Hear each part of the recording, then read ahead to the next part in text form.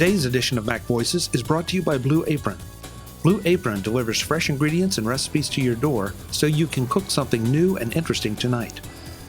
Check out this week's menu and get your first 3 meals free with free shipping by visiting blueapron.com/MacVoices.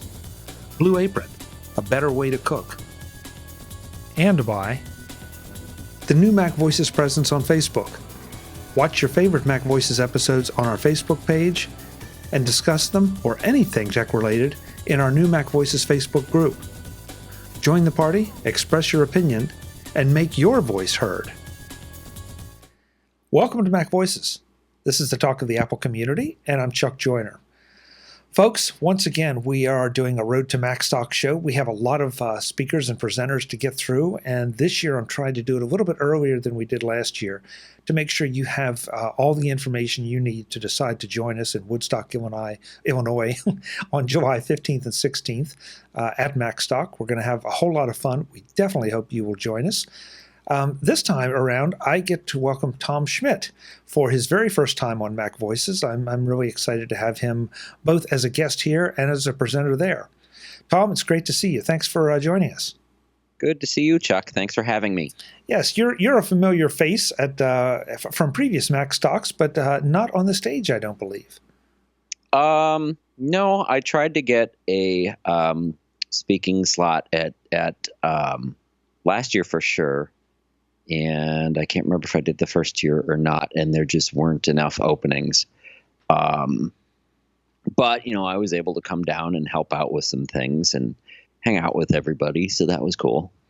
Definitely. And this is the way it happens. And this year, of course, Mike has taken Macstock and expanded it to 2 full days, so there are a lot more slots and a lot more opportunities to deliver different messages. Mm-hmm. So, first of all, let's start with who you are and what you do before we get into your topic. Well, my name is Tom Schmidt, and I live in New Hope, Minnesota, which is outside of Minneapolis. And the company I work for is a member of the Apple Consultants Network, and it's called the Mac Guys Plus, just down the road in Plymouth, Minnesota. And what I tell people we do is basically everything the Apple Store doesn't do. Like we make house calls, Apple doesn't, things like that. So we're really a partner with the Apple stores in helping people with their Apple tech. Okay, that's an interesting thing. I've never heard an ACN say that they are partners with the Apple Store, and not to imply that they say they aren't. But you really do see it that way, that you can kind of fulfill needs that the Apple Store can't. Yeah, and we partner with audio video companies and other ACNs, and it's kind of our core belief at our company that it doesn't help to compete; it helps to help each other. Great perspective, and I gather it's successful and continues to be. Yeah, absolutely. Okay, so I unfortunately did it there to myself. I kind of skipped over. I'm going to let you explain what the Apple Consultants Network is, or the ACNs. The Apple Consultants Network is a network of IT professionals that is certified by Apple in basically all things Apple. We can do anything from a drop-in question in the office about, how do I do this with my iPhone, scaling that all the way up to something I'm going to do at the end of this week. I'm going up to a business up in the far north woods of Minnesota for 3 days to install a server and about 15 to 18 Macs. Okay. So we do a wide range of things. And again, to be very certain people understand, the Apple Consultants Network, you don't just sign up and say you're an Apple consultant, at least not with that designation. There's a process you go through. You have to pass some tests based on knowledge, and they've had different levels, but they're making some changes this year. I'm not entirely certain what the changes are just yet. but you need to understand how the iOS devices work, how the Macs work, the servers work, iCloud. I mean, basically everything. And you get certified by Apple by passing these tests related to knowledge of these things. And in addition to that, there's also a full criminal background check, so people can feel safe that you're not gonna come into their home or their business and bad things would happen. Yeah, and I wanted you to make that designation simply because, with all due respect to the folks out there that are running just Joe's computer store down on, they open it in a strip mall storefront, and hey, plenty of those places are absolutely legitimate. But the ACNs, when you go to this, you expect quality, you expect service, and to your point, you expect security as well. Yeah, Apple totally stands behind us, as opposed to. Funny you should mention strip malls. We actually have our office in a strip mall, and right next door to us is a PC-based guy, and he's a good guy. I know him well, but he really doesn't have any certifications to speak of that I'm aware of anyway. Yeah, and certifications, I mean, some of that too can be a money grab by some companies, but at the same time, at least they do introduce some level of control. And of course, we all know Apple's pretty much about control. So again, if somebody is using the ACN logo, you can feel pretty good that you're going to someone that really knows what they're doing. Oh, absolutely. And I can't help but add this, Tom. We just did an iChart Radio episode for this week about some of the security issues and the CIA and all that. And that is no small thing in today's world. When you are taking your Mac in to someone, and especially if you're having to leave it, there are all kind of security implications there. So you want to be very careful. You want to really choose very selectively who you allow access to your machine. Oh, absolutely. One of the things, security issues now are really something we deal with a lot, especially with regard to advertising injection software and those pop-ups that people get where it says, "Oh my gosh, this is Apple and we found viruses on your computer. Call 1-800, give us your credit card." And it's like, you really called the number? Yeah. You get those every so often, and it's fascinating the number of people that actually believe that. But of course, that's talking between a couple of tech people here. So some people just think, oh yeah, Apple really is watching out for me that much. And it's when you give us your credit card, that's the problem right there. Right. But I have run into even some really tech savvy people that have fallen for it, because these advertisements disguised as error messages can look so real, especially the web-based ones as opposed to the ones that come in an email. And then they call the people on the phone and it sounds legitimate and all this other stuff. And it's only when they're partway through the process that the light bulb kind of turns on, and it's like, I better stop now and contact somebody to check this out. Yeah. And we've really learned what to look for as far as when somebody has let somebody in remotely to their computer, and did they do anything, and did they leave anything behind, leave a back door open. And thankfully, most of the time, all it ever is a little dog and pony show where they really made it look like they were doing something. They didn't, it wasn't malicious at all, other than, we got your credit card number. Tom, since we've gone down this path, let's just go a little farther. And any particular tips for the folks who might have done something dumb like that? They bought into one of those pop-ups and suddenly realized that, the problem didn't resolve itself, or something is starting to happen with my machine. What should they do to protect themselves? Contact a consultant to have it checked out. It's not something that the Apple Store is going to do. They're not going to dive deep enough into it.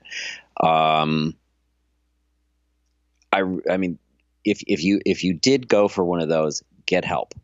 right away. I mean, probably nothing bad happened, but better safe than sorry. But on a more preventative thing, if you have Adobe Flash turned on, go into System Preferences, make sure the auto update is on. That way, you know, if the auto update for Adobe Flash is on and you get one of these pop-ups that says, your Adobe Flash is out of date, you know it's fake. Most of them are anyway. If the thing comes up and says, this is Microsoft or this is Apple, call 800 something to get your virus problem resolved. Those are never real. Apple and Microsoft do not have access into your computer to see stuff like this. They just don't. I'm a touch surprised that you would suggest turning on any auto updaters. I personally tend to be really suspicious of those because, frankly, I never know then when that maybe my machine has received an update or it receives it at exactly the wrong time. That seems to be inevitable. You know, that I don't want it updated right now because I'm relying on it, and you just caused a conflict of some kind. For certain things, no. I mean, obviously, if you have a machine in a professional environment, you don't want the operating system or crucial applications just automatically updating on you. But Adobe Flash, yeah, that is one that should be on. It's a video player, so I mean, it's really not going to have a huge effect on a production situation, and you get a little bit of peace of mind knowing that is auto updating. So if you do see something that says your Adobe Flash is out of date, you know it's false. Are you in the school of turning off Adobe Flash completely? I don't have it on my computer at all. If I come across a website that has Adobe Flash in it, I just copy the URL out of Safari, go over to Google Chrome, since it's embedded, and look at it that way. I mean, thankfully, it's getting less and less common, but kind of along the same lines of what I was saying with the Adobe Flash update, Google Chrome auto-updates itself and the embedded Adobe Flash automatically. It doesn't even tell you that it did it. I don't think there's a way to turn it off. There could be, but I've never looked into it. And I never really heard anyone feel uncomfortable with that. Yeah, even though trusting Google is a whole nother discussion and runs down a whole nother path, I'm with you. I feel very, very secure that anything that is happening is happening just inside that browser and is not escaping. So, yeah. They sandbox it pretty well. And that's, and this is one of those cases. It's interesting how many times sandboxing seems to get a bad name. And sandboxing has, it definitely puts some limitations on things, but it also provides a lot of protection. Absolutely. This edition of MacVoices is supported by Blue Apron, the #1 fresh ingredient and recipe delivery service in the country. If you haven't tried Blue Apron yet, why not? Blue Apron makes dinner time a whole lot easier, a whole lot more fun, and a whole lot more delicious. When you sign up for Blue Apron, you get fresh ingredients delivered to your door in exactly the right quantities to prepare the amazing recipes that come with them.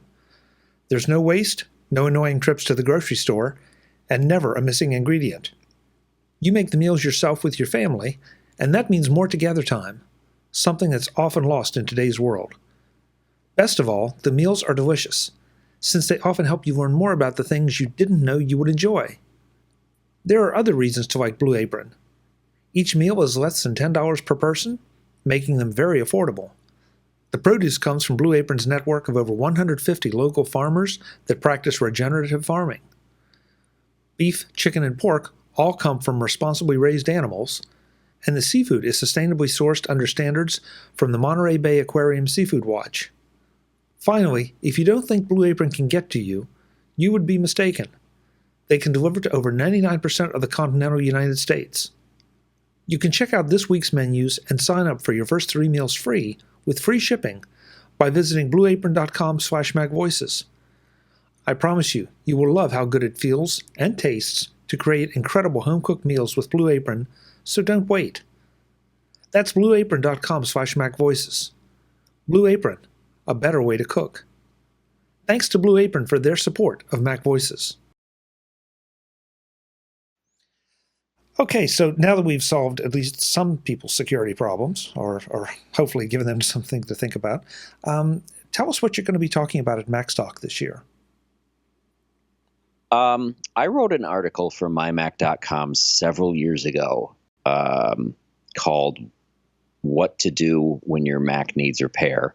It's a little outdated by now, but I'm going to be updating it for the show based on things that have changed since then, how to be prepared when you're bringing your Mac into an authorized service provider or a Genius Bar, just based on my experiences over the past many years being on the other side of the desk, doing the repairs, and basically just tips on how to make it easier for people like myself to help you as efficiently as possible without having phone tag or missing information or other things like that. When I saw this description, I was really intrigued, and then I sort of thought about it a bit, and because it seems like so many of us, me included on this show, we'll have guests on and say, okay, if your Mac screen turns green, this is what you can do to fix it. And so we're so focused on us doing the repairs, sometimes it's just more cost effective, safer, more efficient to take it to someone that knows what they're doing, or frankly, just simply easier. Here's the problem. I can give you some information on what was happening before the problem started. Can you fix it for me? Right. And most people that I've seen over the years, they have a basic grasp that it's not working, but little more than that. And they don't know what they need to have that I would need in order to make sure that everything goes as smoothly as possible. And just because you buy certain Mac utilities, diagnostic utilities, repair utilities, doesn't mean that you necessarily have all the expertise in how to effectively use them. Right. And a lot of the consumer level stuff just is not thorough enough to figure out what the problems are. As an example, Apple's own tools simply are not publicly available. And Apple, being the creator of all this stuff, knows how to create the tests that find the problems. And why? And a lot of the third-party tools, they kind of have to guess. Yeah. and why? I think some of the answer is obvious, but why do you think Apple doesn't make some of those tools available? Is it one of those situations where they can, in the wrong hands, do more harm than good? I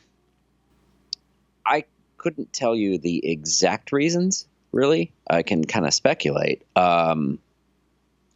These tools they're not even available to me as a part of the Apple Consultants Network, the tools Apple has. They're available to the retail stores and authorized service providers. And I was working at an authorized service provider for 20 years before I was where I am now. And I can tell you even that the tools that the retail stores had compared to the authorized service providers aren't exactly the same either.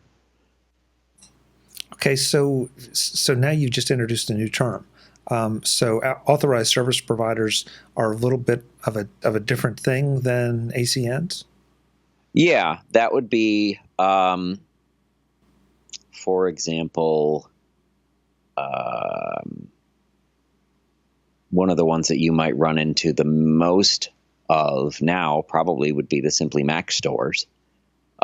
Those tend to be in markets where it's not big enough to have an Apple store, but Apple would like to have a presence there. So these Simply Mac stores, they're owned by GameStop, have kind of filled that gap. Or you might have a place like one. I have a friend who owns one out in California. Mac Fusion in Seal Beach, California, is a they used to call them Apple specialists, but I think they call them Apple Premier Partner now. That's a recent change. I'm not quite as immersed in that community as I used to be, so I don't know exactly when that happened.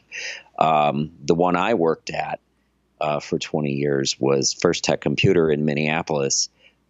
which was Apple's first dealer outside of California, and unfortunately went out of business a few years ago. Okay. Yeah, it's for the consumer, it can be a challenge. First of all, since they keep changing the names of some of these things, but also to recognize that the ACNs are specialized in this, and they're good for this. An Apple authorized repair center is this. An authorized reseller is this. And after a while, it's like, okay, so where exactly should I go to get help?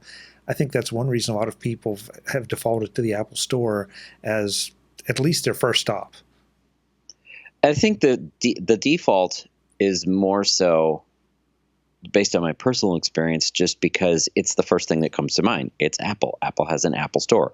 So people just kind of default to that and don't necessarily look for the other options.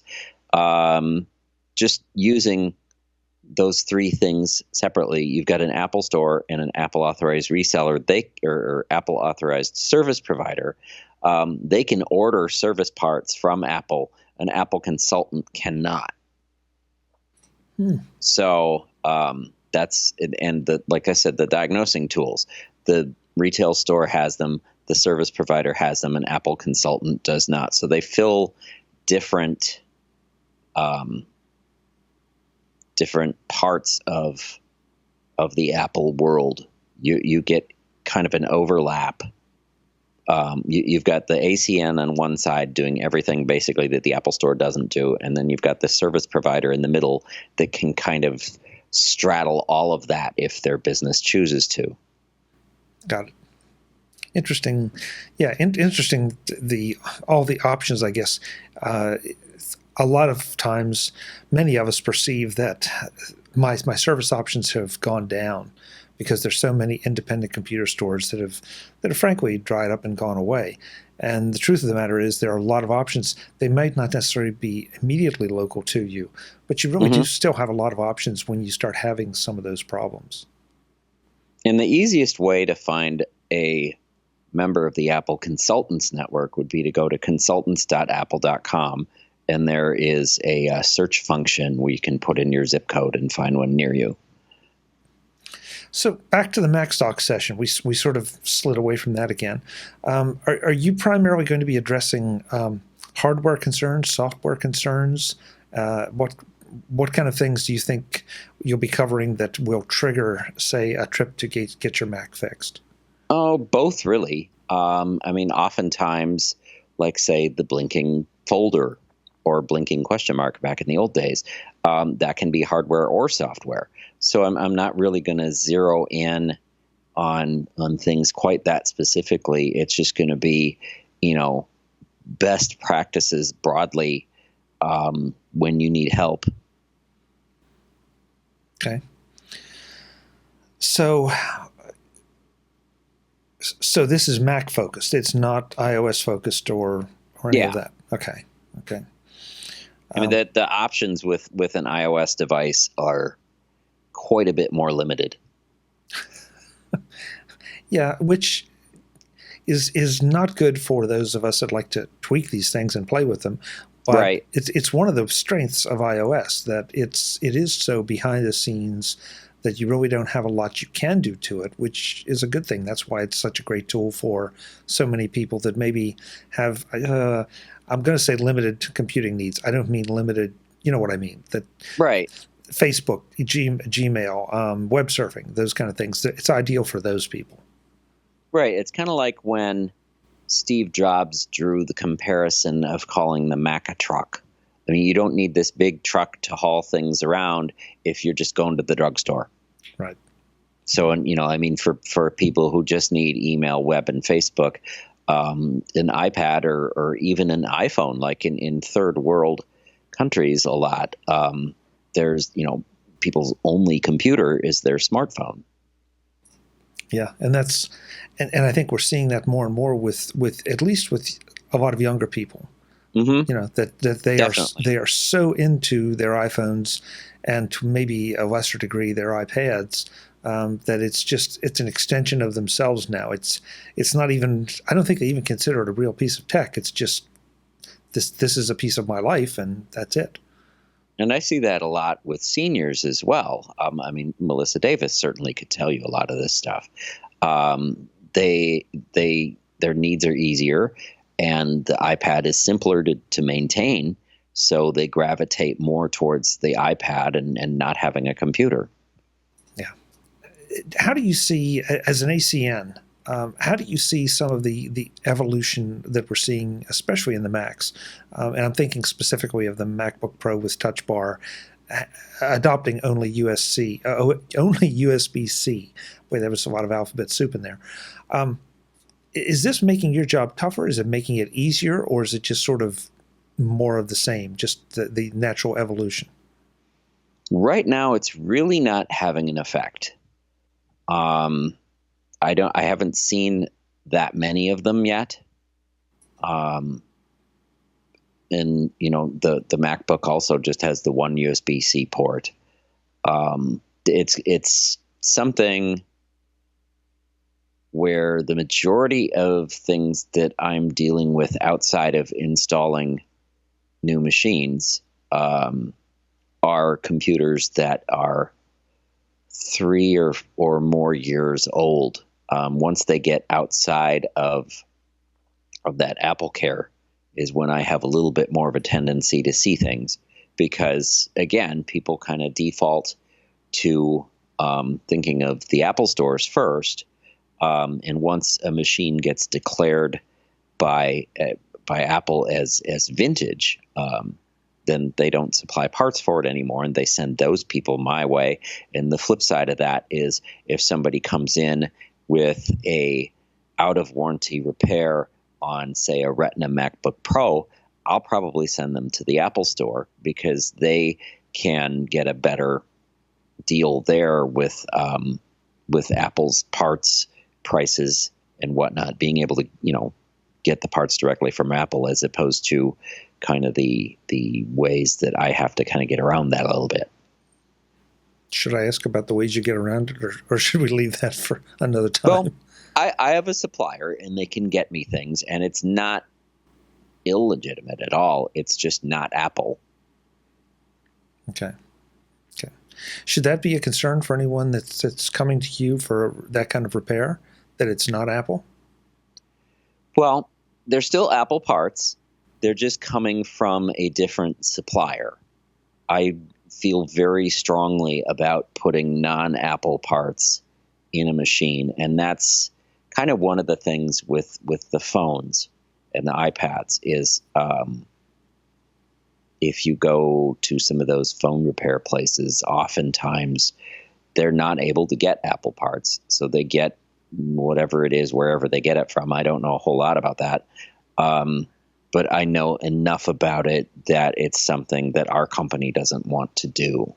So we find partners for that do that sort of work, and we kind of go in and tour their store and see, what they do and how they do it, and decide who we work with that way by checking out their situation.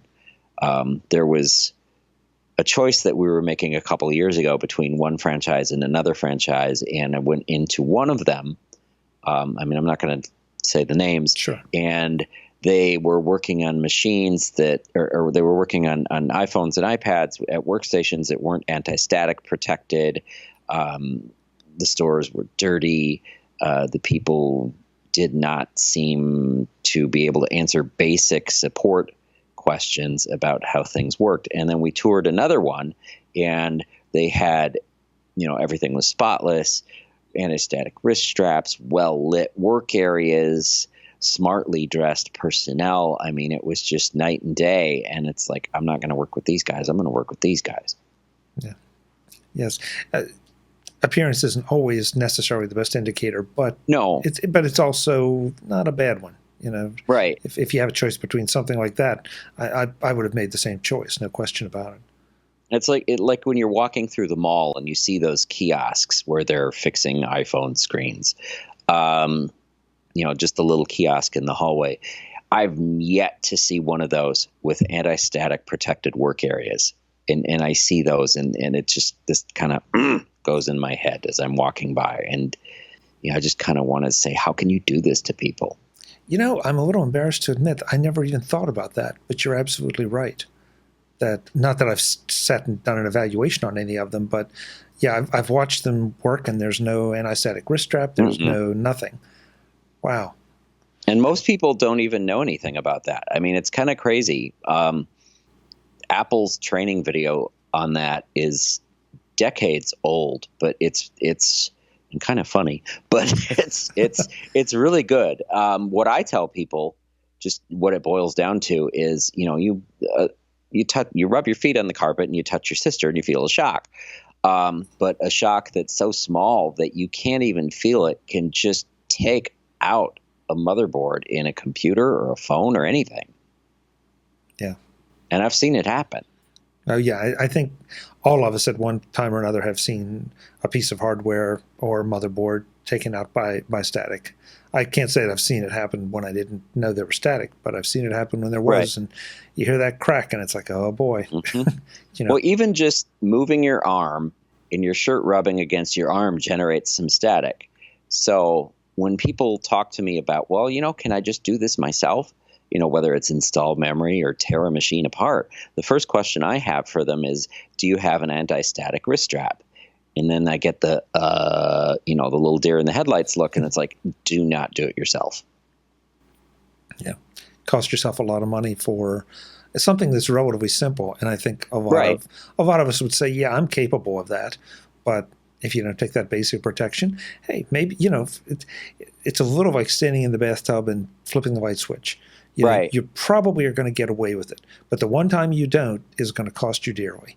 So, yeah, you could get lucky, or, sometimes with anti-static damage or liquid damage as well, the problem doesn't show up for, several weeks or several months after it happens. And then all of a sudden it's not working, and you don't necessarily make the connection because it's so much later. Yeah. Wow, what a cheery bunch of discussion we've had here. This is not good, but it's. I think it's going to give people something really to think about with your session at Macstock. That maybe things aren't quite as simple as they think they are, and I love the idea that you're going to give them a warning about some warnings about, okay, this is what you need to do before you take it in, and not necessarily to make your job easier, but from their side to make them more secure, but also to make it easier for you to help them, and maybe even cheaper for you to help them. Oh, absolutely. Tom, until Macstock, where can we send people to learn more about you, or are you on any of the social networks that you'd like to invite people to? Well, on Twitter, I am Tom Dar2. I'm pretty much that anywhere. That's TOMDAR and the number 2. You can find your local Apple consultant by going and doing a search at consultants.apple.com. The Mac Guys Plus is at themacguys.com. And that pretty much covers it. Okay, great. Well, I'm looking forward to seeing you again at Macstock. I can't wait. July will be here before we know it. Yeah, absolutely. Thank you. Thank you. We'll see you there. All right. Folks, I'm Chuck Joyner. This is MacVoices. Again, we're on the road to Macstock. We hope you'll continue to join us, and I definitely hope you will join us in Woodstock, Illinois in July for Macstock. Until the next time, thanks for watching. Visit MacVoices.com for show notes, links to subscribe, and to connect with Chuck on Twitter, Google+, Facebook, YouTube, Vimeo, SoundCloud, the MacVoices blog, the MacVoices Dispatch, our weekly newsletter, and on MacVoices Magazine, free on Flipboard that helps you do more with your Apple tech. Advertising handled by Backbeat Media at backbeatmedia.com. Bandwidth provided by CacheFly at cachefly.com.